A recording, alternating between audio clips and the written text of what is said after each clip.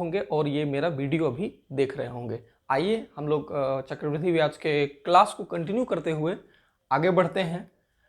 इससे पहले वाले क्लास में हम लोगों ने चक्रवृद्धि ब्याज के कुछ बेसिक कॉन्सेप्ट को पढ़ा था। आगे हम लोग चक्रवृद्धि ब्याज के कुछ सवाल को देखेंगे और उसके साथ प्रॉब्लम्स को सॉल्व करेंगे और उसके साथ फार्मूला को भी समझेंगे, कहाँ पे कौन फार्मूला लगाना है और कैसे लगाना है। स्वागत है आपके यूट्यूब चैनल गुड लक पर। मैं पीसी यादव।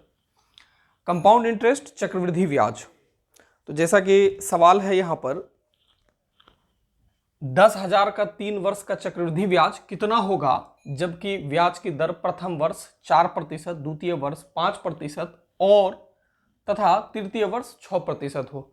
ध्यान देंगे दोस्तों, सबसे पहले हम लोग जो फार्मूला जानते हैं या जो है हमारे पास उसको हम लोग लिख लेते हैं। हम लोगों के पास जो प्रिंसिपल अमाउंट है वो कितना है, 10,000 है। अब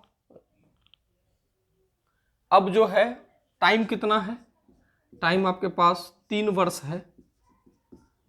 रेट जो है, दर जो है वो हर साल बदला है। पहला साल 4%, दूसरे साल 5% और तीसरे साल 6% हुआ है। यानी कि रेट जो है आपका 4%, फिर दूसरे साल 5%, फिर तीसरे साल 6%।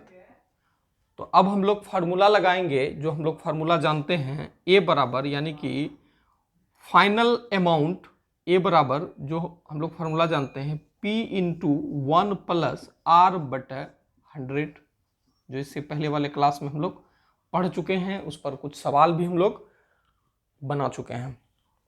तो ये आ गया। अब इस फार्मूले में हम लोग जो बढ़ता हुआ रेट ऑफ इंटरेस्ट है उसको कैसे बैठाएंगे, तो आइए ध्यान दीजिए।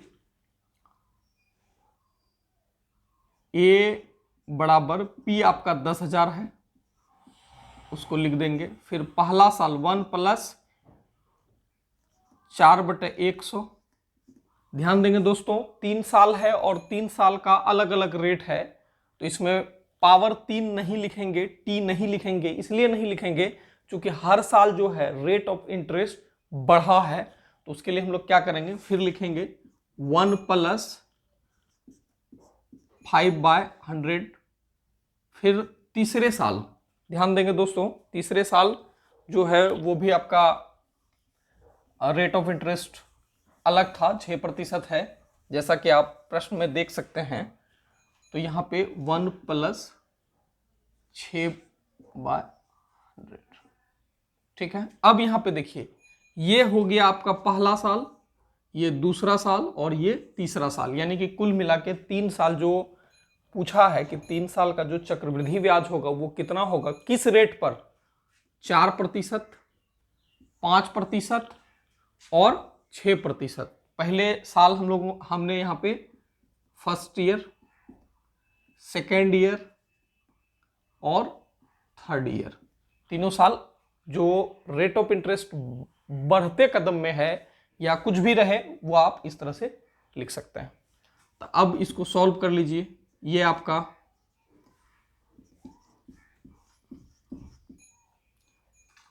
हो जाएगा 21/20, फिर ये हो जाएगा,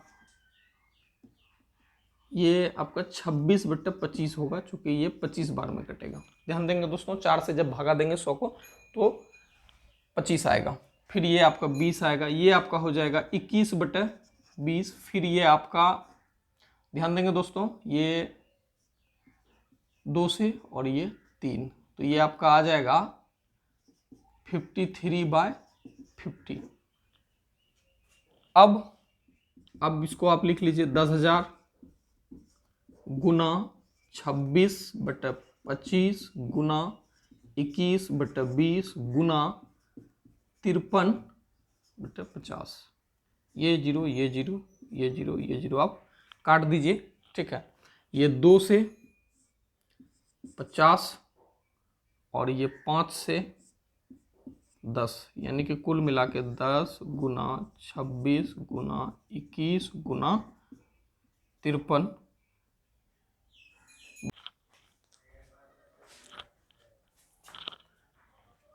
जो बच गया 2 गुना 26 गुना 21 गुना 53 भागा 5 बराबर, जब इसको आप गुना करेंगे तो ये आ जाएगा आपका इतना आएगा, और इसको जब आप भाग करेंगे तो ये आ जाएगा आपका 11,575.2, यानी कि 57,876 आएगा जब आप 2 गुना 26 गुना 21 गुना 53 करेंगे, और जब इस डेटा को भाग देंगे 5 से तो आपके पास आंसर आएगा 11,575.2। जब ये डेटा आपके पास आएगा तो ये आपका क्या हो गया, मिश्र धन हो गया, ए हो गया।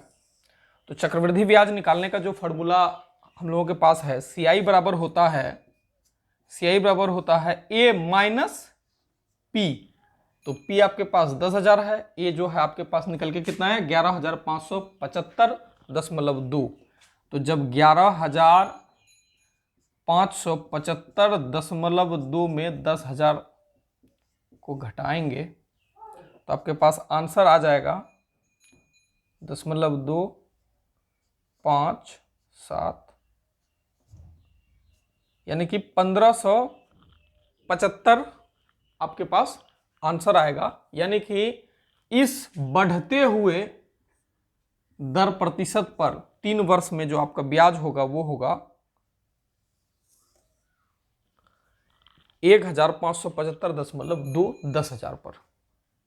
आगे और हम लोग सवाल को देखेंगे, वीडियो में आप लास्ट तक बने। अगला सवाल, किसी धन का 8% वार्षिक दर से 2 वर्ष का चक्रवृद्धि ब्याज 2,080 रुपया है, तो इस धन का इसी दर पर इतने ही समय का साधारण ब्याज कितना होगा।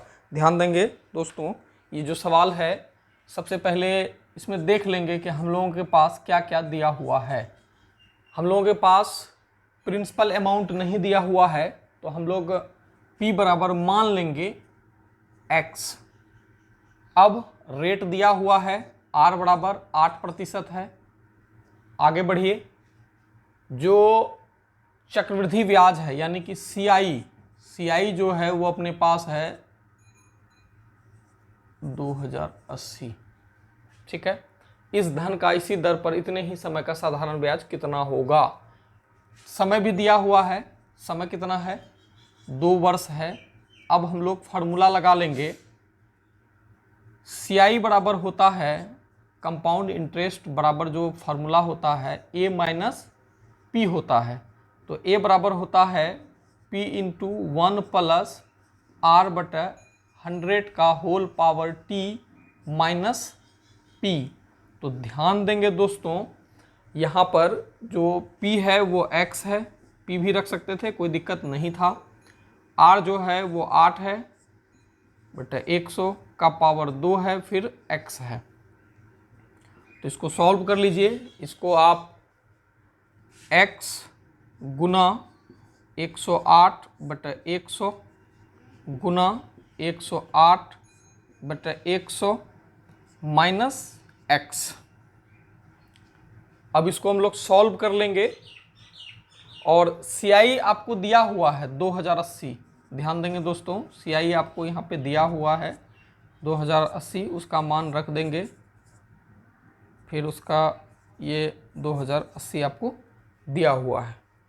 तो आगे बढ़ेंगे, इसको कंटिन्यू 8 बटा 100 गुना 108 बटा 100 माइनस X। ये देखिए 4 से कट जाएगा, यहाँ पे इसको कटा लीजिए, ये 27 बार में और ये 25 बार में, ये फिर 27 बार में और ये 25 बार में। अब हम लोग आगे बढ़ेंगे, यहाँ से यहाँ बढ़ रहे हैं। ये आपका 2,080 बराबर हो जाएगा जब आप 27 और 27 को गुना करेंगे, 27 के स्क्वायर करेंगे 729 X बटे 25 गुना 25 करेंगे तो 625 माइनस X। फिर 2,080 इज इक्वल टू ये आपका हो जाएगा 729 X माइनस 625 X,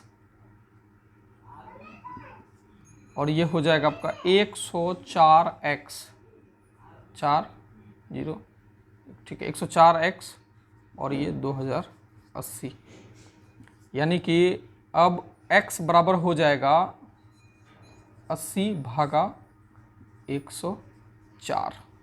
अब ये जो निकलेगा ये आपका निकल जाएगा P यानी कि इनिशियल प्रिंसिपल अमाउंट, तब उसके बाद फिर हम लोग जब ये निकल जाएगा तब हम लोग निकालेंगे साधारण ब्याज उतने ही समय पर, यानी कि 8% ब्याज का रेट है, रेट जो है आपका 8% है। 2 वर्ष में क्या निकालना है, साधारण ब्याज हम लोगों को निकालना है।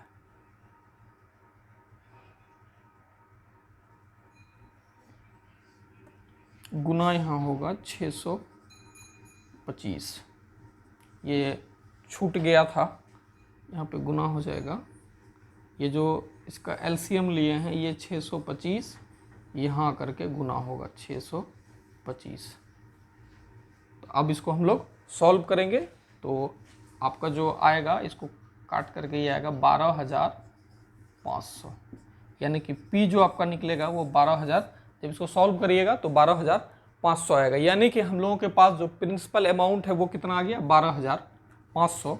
तो 12,500 पर हमको अब साधारण ब्याज निकालना है। साधारण ब्याज बराबर होता है मूलधन गुना समय गुना दर बटा 100। मूलधन गुना समय गुना दर बटा 100 होता है साधारण ब्याज का फार्मूला। तो हम लोग यहाँ पे लगाएंगे फार्मूला। मूलधन हम लोगों के पास 12,500 है जो निकला है, समय 2 वर्ष है और ब्याज 8% है बटा 100 है। ये जीरो खत्म, ये जीरो खत्म, ये आपका हो जाएगा